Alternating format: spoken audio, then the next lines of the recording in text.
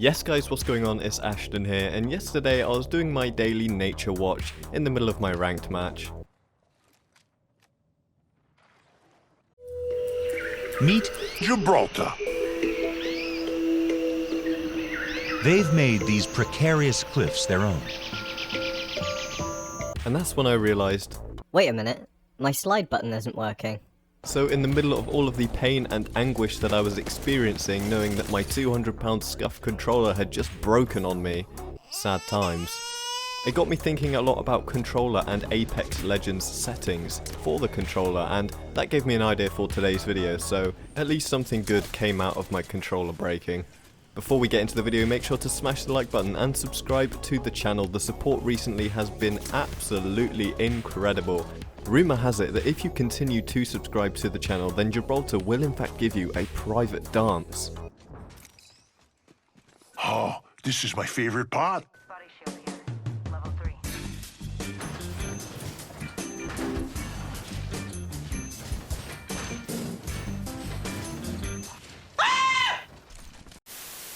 So then, controller settings, that is what you're all here for, that is what you all want to know. What controller settings does Simp Ashton use? Well, let me tell you. First of all, I want to say these are the same settings I used for the entirety of last season and will be using for the remainder of Apex Legends. These settings will not ever be touched again. I'm not changing them ever, and I'll go into details about why that is the case later. I've got a lot to talk about in this video, but let's just get right into the settings. So as you can see here, we have the basic settings, and this is what you're all here for, I'm sure, the advanced look settings. Now, we click on it and... oh. They're off. So you're telling me that we watched this video just to see that you haven't even got advanced look settings on? Wow! Well guys, I'm here to tell you that the only settings I have changed is that my FOV is 90, my sensitivity is at a 5, and that I've got the setting for being shot while in a death box does not kick you out of the death box, so you can get that shield swap off even if you're being shot at. I know this is going to cause a lot of confusion amongst a lot of you, and I'm here to talk about why exactly I haven't set up my advanced look settings in Apex, and why I would advise you to be very careful about constantly changing your settings in the game, and especially taking on someone else's settings from a video. So the first thing I want to talk about is personal preference, and the best setting to really explain that would be look sensitivity. It's widely renowned in the gaming community that having a higher look sensitivity will make you a better player, and I'm here to tell you That is not true. now, having a higher sensitivity does mean you're more likely to be able to cover your angles a lot quicker if you are a master of controlling that sensitivity, which is incredibly hard to do, and a lot of people will claim that they've mastered the higher sensitivity, but only a very small select few players actually can master the highest level of sensitivity in a game, and honestly it's probably more detrimental to them than if they were to use a slower sensitivity, still cover their angles very fast, and be able to control their weapon a lot more and control their recoil a lot more because they're not flying all over the screen because they're on the highest sensitivity. All settings are personal preference, and all players are at different skill levels, and this is the key to the entirety of what I'm trying to say in this video. A lot of people will go on YouTube to find professional players' settings, and they will try and run them, and it will completely throw them off, and that is because they are not at the skill level required to be able to effectively use these settings themselves.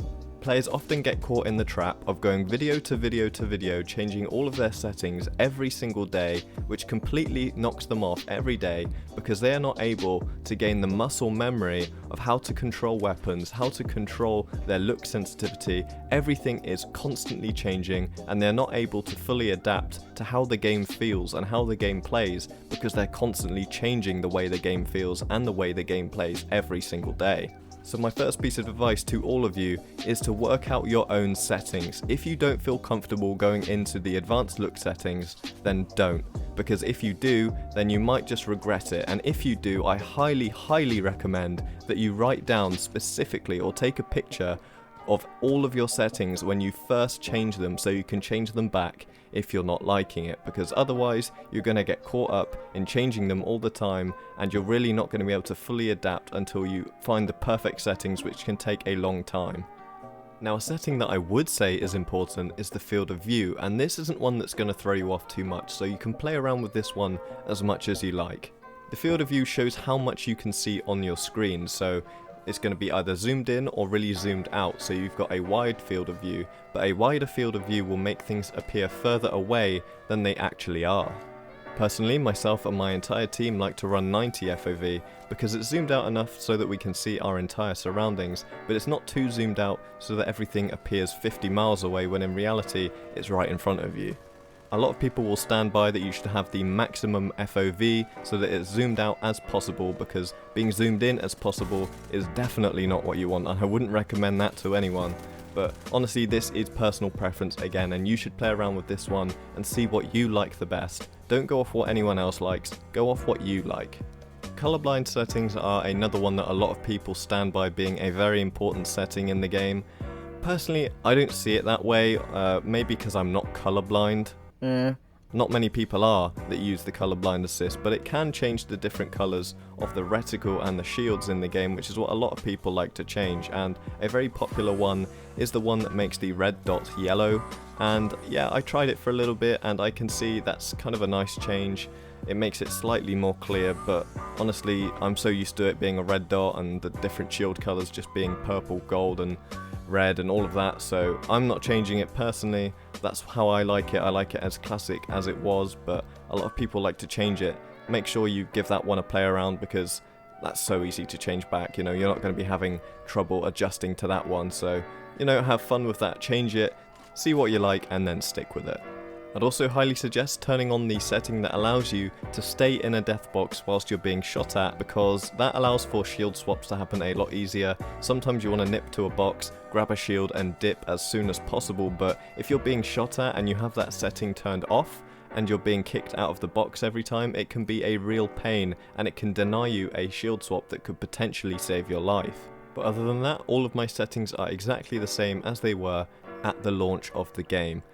Personally, I've just always run with these settings, and by the time that I found out that these advanced settings even exist, I'd been playing Apex for so long that I had gotten the muscle memory and I'd gotten used to the game, and I just don't want to change that personally. Now, a lot of people are able to up their game and advance their game by changing their settings, and I'm not saying that changing your settings is a bad thing in the slightest. What I am trying to say is that it is all personal preference, and you should be very careful when changing your settings, because if you mess up and you forget your settings that you've been playing for months and weeks beforehand, and all of a sudden the game is changed, you don't like it, you can't change it back, you're going to be changing them and messing around with your settings for weeks, and it's not going to be a good time, guys.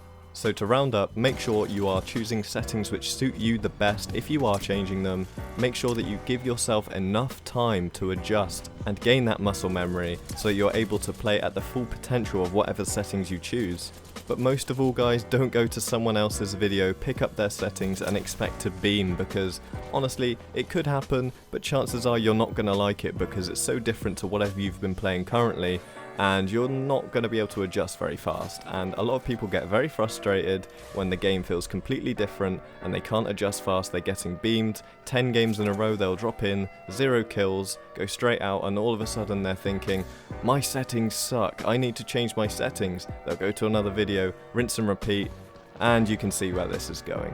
Who knows, if you change your settings to something you don't like, you could end up like this Mirage, and nobody wants that. I'm taking shots. Reloading. Good work, kill leader. So uncivilized. I'm going to leave you with the end of this ranked game here just to finish off the video nicely. I don't like cutting off the gameplay midway through, that's a bit weird. I hope you have enjoyed the video though. Make sure to smash like and subscribe to the channel for more regular Apex Legends content. But until next time, guys, it's been your boy Ashton. I'll see you in the next one. Take it easy and goodbye.